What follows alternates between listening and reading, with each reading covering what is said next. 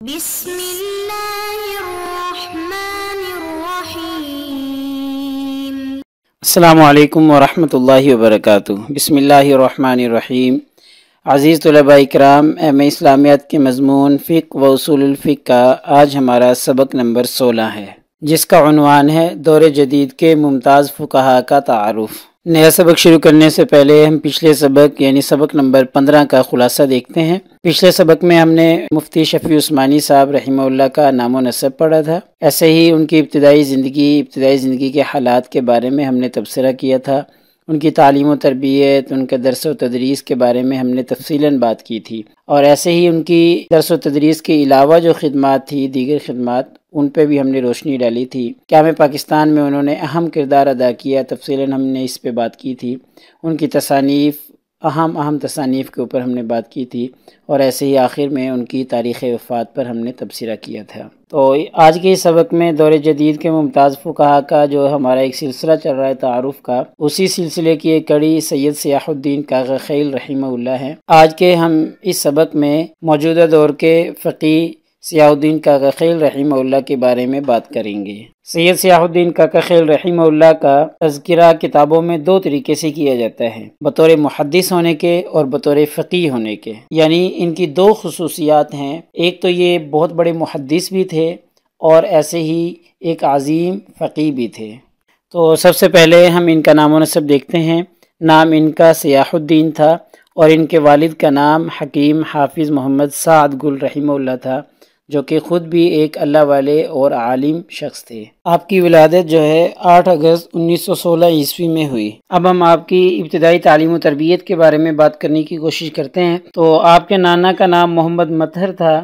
اور آپ کے والد کا نام پیچھے ہم پڑھ چکے ہیں، حافظ محمد سعد گل تھا، اور یہ دونوں حضرات ہی جید عالم تھے، یعنی ننیال اور ددھیال دونوں طرف سے آپ کو ایک علمی ماحول ملا تھا۔ تو آپ کی ابتدائی تعلیم جو ہے کچھ اس طریقے سے شروع ہوئی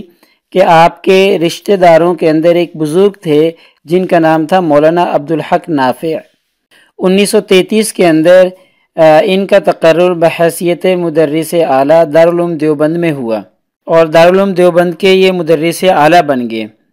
تو ایک دن مولانا عبدالحق کی ملاقات مولانا سیاح الدین جب بالکل بچے تھے ان کے ساتھ ہو گئی، تو مولانا عبدالحق نے ان کے والد سے کہا کہ آپ ان کو دارالعلوم دیوبند میں داخلے دلوا دیں اور وہاں پر ان کو بھیج دیں تاکہ وہ وہاں پر جا کر تعلیم حاصل کر سکیں۔ چنانچہ آپ کے والد نے مولانا عبدالحق کی بات مانی اور جنوری 1934 کے اندر شوال کے مہینے میں دارالعلوم دیوبند میں مولانا سیاح الدین کا داخلہ کروا دیا۔ تو پہلے سال کے اندر آپ نے عقائد نسبیہ مولانا عبدالحق نافع رحمہ اللہ سے، دیوان متنبی مولانا اعزاز علی رحمہ اللہ سے، اور ہدایہ اول جو ہے وہ مفتی ریاض الدین صاحب سے پڑھی۔ پھر 1934 کے سال کے آخر میں جب امتحان ہوئے تو آپ نے اعلیٰ نمبروں سے کامیابی حاصل کی اور پھر تعطیلات میں گھر واپس آ گئے، اور پھر اگلے سال دوبارہ دارالعلوم دیوبند میں آ گئے اور دیوان حماسہ مولانا اعزاز علی رحمہ اللہ سے پڑھی، توضیح طلبی مولانا ابراہیم رحمہ اللہ سے پڑھی، اور جلالین جو ہے مفتی ریاض الدین صاحب سے پڑھی۔ اسی طریقے سے آپ دارالعلوم دیوبند کے اندر اپنے تعلیمی مراحل کو طے کرتے رہے، اور 1355 ہجری میں آپ نے دارالعلوم دیوبند سے دورہ حدیث کی تکمیل کی۔ دورہ حدیث میں آپ کے اساتذہ اور آپ کے شیوخ جو تھے وہ شیخ الحدیث مولانا حسین احمد مدنی، مولانا اعزاز علی رحمہ اللہ، مولانا میاں اصغر رحمہ اللہ، مولانا مفتی محمد شفیع عثمانی رحمہ اللہ، قاری محمد طیب رحمہ اللہ جو کہ دارالعلوم دیوبند کے محتمم تھے، اور مفتی ریاض الدین، مولانا شمس الحق افغانی جیسے اکابرین جو ہیں آپ کے اساتذہ میں شامل ہیں۔ تو آخری سال یعنی دورہ حدیث کے آپ نے امتحان دیے اور تمام پرچے جو ہے وہ عربی زبان میں حل کیے، اور 150 طلباء کی کلاس میں آپ سب سے اول آئے۔ یہاں پر ایک مزے کی بات یہ ہے کہ اس زمانے میں دارالعلوم دیوبند کے اندر ہر کتاب کے 50 نمبر ہوا کرتے تھے، اور ممتحن کو اختیار ہوتا تھا کہ اگر وہ کسی طالب علم کے پرچے کو عمدہ خیال کرے اور بہت اچھا پرچہ حل کیا ہو کسی طالب علم نے، تو ممتحن کو اختیار ہوتا تھا کہ وہ 1 یا 2 یا 3 اعزازی نمبر بھی طالب علم کو دے سکتا ہے۔ تو مولانا سید سیاح الدین رحمہ اللہ جو تھے ان کو 8 کتابوں میں 50 کی بجائے 52 نمبر ملے۔ موطا امام مالک اور نسائی میں 53 نمبر دیے گئے، اور جب دارالعلوم دیوبند کا سالانہ جلسہ ہوا جس کے اندر اسناد کو تقسیم کیا جاتا ہے، تو مولانا حسین احمد مدنی رحمہ اللہ نے سید سیاہ الدین کے نمبر جو ہیں وہ تعریف کے ساتھ لوگوں کو سنائے، اور ساتھ ہی یہ بھی فرمایا کہ سیاہ الدین دارالعلوم دیوبند کے استاد مولانا عبدالحق نافع کے عزیز ہیں، لہٰذا میں سیاہ الدین کا جو انعام ہے وہ مولانا عبدالحق نافع کو ہی دیتا ہوں، کیونکہ ان کے وسیلے سے سیاہ الدین نے مدرسے کے اندر داخلہ لیا تھا، اور پھر بہت سی کتابیں بطور انعام کے آپ کے دست مبارک پر رکھی۔ پھر جب آپ اپنی تعلیمی سرگرمیوں سے فارغ ہوئے تو 1943 میں آپ کو یہ پیشکش ہوئی کہ آپ دارالعلوم دیوبند میں تدریسی خدمات سر انجام دیں، تو آپ نے یہ پیشکش قبول کر لی اور آپ نے دارالعلوم دیوبند میں ہدایہ اول، عقائد نصفیہ اور دوسری ابتدائی کتابیں پڑھائیں، تو 3 سال تک آپ تدریسی خدمات دارالعلوم دیوبند کے اندر انجام دیتے رہے۔ پھر 1946 کے اندر لائل پور جو کہ فیصل آباد کا پرانا نام ہے، وہاں کے ایک عالم مولانا عبدالغنی، وہ بھی دارالعلوم دیوبند کے فاضل تھے، ان کی کوششوں سے آپ مدرسہ اشاعت العلوم لائل پور یعنی فیصل آباد میں آ گئے اور بطور صدر مدرس کے وہاں پر کام کرنے لگے۔ تو اس لائل پور میں مدرسہ اشاعت العلوم کے اندر آپ نے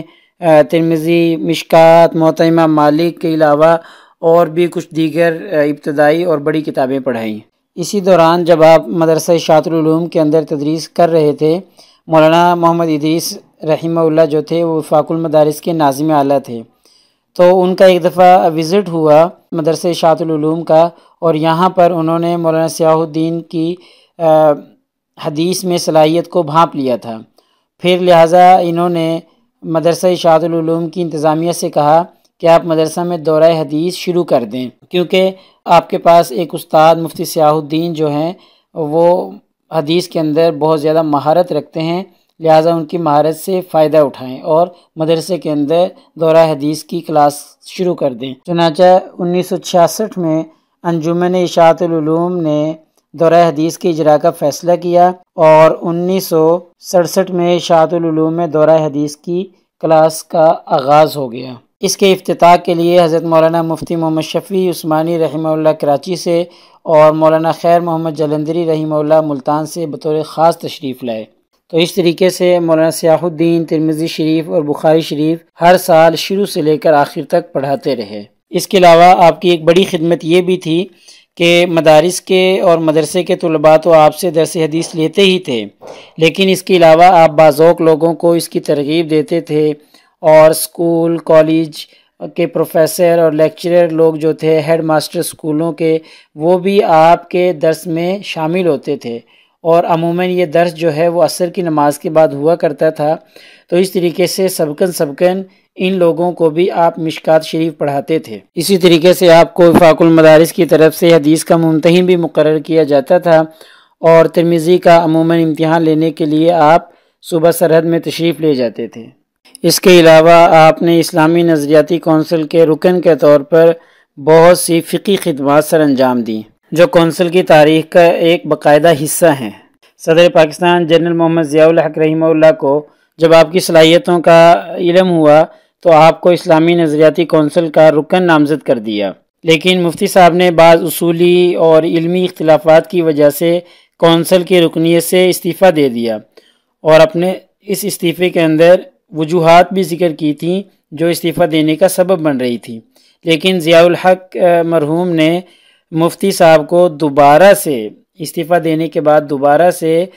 کونسل کا رکن بنا دیا۔ اللہ تعالیٰ نے آپ کو تفقہ فی الدارین، اللہ تعالیٰ نے آپ کو تفقہ فی الدین جیسی عظیم نعمت عطا فرمائی تھی، اور حدیث من یرید اللہ بہ خیرا یفقہہ فی الدین کی عملی تصویر تھے، اور اللہ تعالیٰ نے آپ کو